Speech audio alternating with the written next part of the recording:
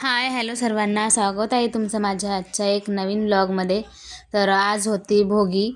तर मग सकाळीच उठून मस्त चांगलं चकचक संडास बाथरूम आणि सगळं फ्लोअरिंग सगळं घासून घेतलं. म्हटलं आता नळ पण म्हणजे यायचे होते दुपारून, तर म्हटलं टाकीतलं पाणी पण खाली करून घ्यावं. तर मग सकाळीच ढिल्ली मी मस्त काम करायला, कारण थोडीफार घराचे कामं हे चालू होते, त्याच्यामुळं पण खूप धूळ वगैरे बसली होती. तर म्हटलं सर्व एकखट्टच पूर्ण घासून घ्या. आणि मग त्याच्यासाठीच मग मी आज म्हटलं पूर्ण एसिड वगैरे टाकून चांगलं चकाचक मस्त घासून घेतलं मी. पण अगर मी आणि फिसललो तर नाही, मी फिसलू शकतो. तू जेव्हा पुसशील तेव्हाच मी येईन. जेव्हा तू पुसणी स्टार्ट करशील तेव्हा मी बाहेरच राहील ना. अरे बाबा.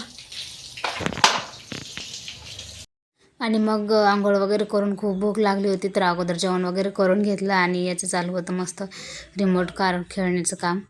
आणि त्यानंतर मग संध्याकाळी मी घेतलं तिळगुळ बनवण्यासाठी.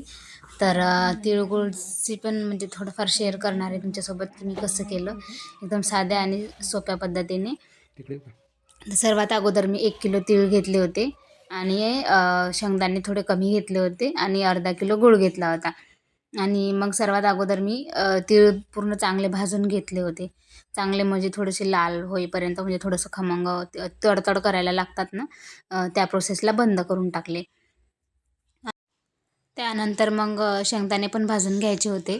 तर मग तीळ वगैरे सर्व काढून घेतले मी एका साईडला, आणि त्याच्यानंतर शेंगदाणे पण भाजायला घेतले. आणि तुम्हा सर्वांना मकर संक्रांतीच्या हार्दिक हार्दिक शुभेच्छा. हसत राहा, गोड बोलत राहा. आणि तुम्ही कशा प्रकारे तिळगुळ बनवता ना, ते पण थोडं शेअर कर जा याच्यामध्ये, कारण सर्वांची वेगवेगळी पद्धत असू शकते बनवण्याची. आणि शेंगदाणे वगैरे पण भाजून घेतले होते. आणि मग त्यानंतर हे गूळ थोडासा मी बारीक करून घेतला चाकूनी. आणि मग उभ्यानेच करत होती. तर म्हटलं कडे आता एवढं, कारण की त्याच्यानंतर बाकीचं पण कुटून वगैरे घ्यायचं होतं, कारण की मिक्सरला नाही फिरवलं मी, कारण की माझ्या मिस्टरांना मिक्सरचं आवडत नाही.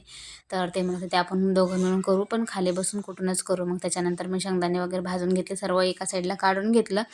आणि मग खाली बसून मग आम्ही ते करायला सुरुवात केली. अर्धा गूळ मी खिसून घेतला होता आणि बाकीचा मग नंतर खाली बसून केला होता मी. आणि आज मला मिस्टरांनी पण हेल्प केली, कारण की त्यांना पण तिळगुळ आवडते. आणि कुटलेलं म्हणजे उकडीमध्ये कुटून केलं ना, तर त्या जास्त म्हणजे गोडवा येते म्हणतात त्याच्यामध्ये, तर त्यांना तसंच आवडते. तर मग तसंच बनवलं होतं आणि तसंच बनवते मी, कारण मिक्सरमधून कशी तेवढी चव नाही लागत. आणि हे उकडी म्हणतात, तुमच्या इकडे काय म्हणतात त्याला? आमच्या इकडे उकडी म्हणतात. तुमच्या इकडे काय म्हणतात ते कमेंट करून नक्की सांगा. ते पण मी पूर्ण घासून घेतली होती. आणि तुम्हाला एक गंमत सांगते, हे जेव्हा घासायला घेतलं ना, तेव्हा माझ्या मोठ्या मुलाने याच्यामध्ये जो चिंगम राहते ना, लवचिंगम, ते याला लागलेलं होतं, म्हणजे बारीक बारीक म्हणजे आय थिंक की त्यानं कुटलेलं असेल त्याच्यामध्ये. म्हणून मग मी पूर्ण फूसपास केल्याच्या नंतर त्याच्यामध्ये थोडीशी साखर कुटून घेतली होती 2 चम्मच, कारण म्हटलं त्याचं ते राहिलेलं वगैरे सर्व निघून जाते. तसं काढलं होतं मी पूर्ण, पण तरी अजून साखर कुटून, म्हणजे त्याचं कारण लोखंडाचं आहे तर थोडंसं काळवटपणा पण नाही आला पाहिजेत ना, म्हणून मग थोडंसं 1-2 चम्मच कुटून घेतली. आणि त्याच्यानंतर पुन्हा ते काढून पुसून घेतलं. आणि मग आम्ही तिळगुळ करायला सुरुवात केली त्याच्यामध्ये. आणि गूळ पण राहिलेला होता बाकीचा खिसायचा, तर मग ते पण खिसून घेतला मी. आणि इकडे त्यांचं कुटणं चालू होतं. आणि ते म्हणत होते आता माझे हात दुखतात, आता तू कर. म्हटलं करा, काय होते. आणि ते असे म्हणत आहेत की आमच्या दोघांकडून तुम्हाला मकर संक्रांतीच्या हार्दिक शुभेच्छा.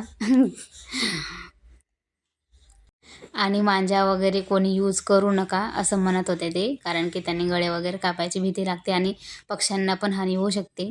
म्हणून मग मांजा यूज नका करू, नाहीतर तुमच्यावर केस लागू शकते असं म्हणत होते ते.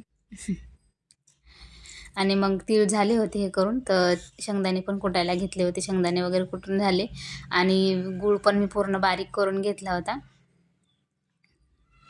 आणि राहिलेलं पण सर्व मग करून घेतलं. त्याच्यानंतर मग थोडंफार मी पण करू लागलं होतं, कारण त्यांचे हात दुखत होते, कारण की खूप म्हणजे मेहनत करावं लागते हे कुटण्यासाठी.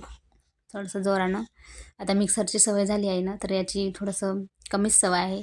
पण तरी करून घेतली आणि अशा प्रकारे आमचं मस्त छान तिळगुळ रेडी झालं. आणि तुम्ही कशाप्रकारे केलं, तुमची कशी गेली मकर संक्रांत ते कमेंट करून नक्की सांगा. चला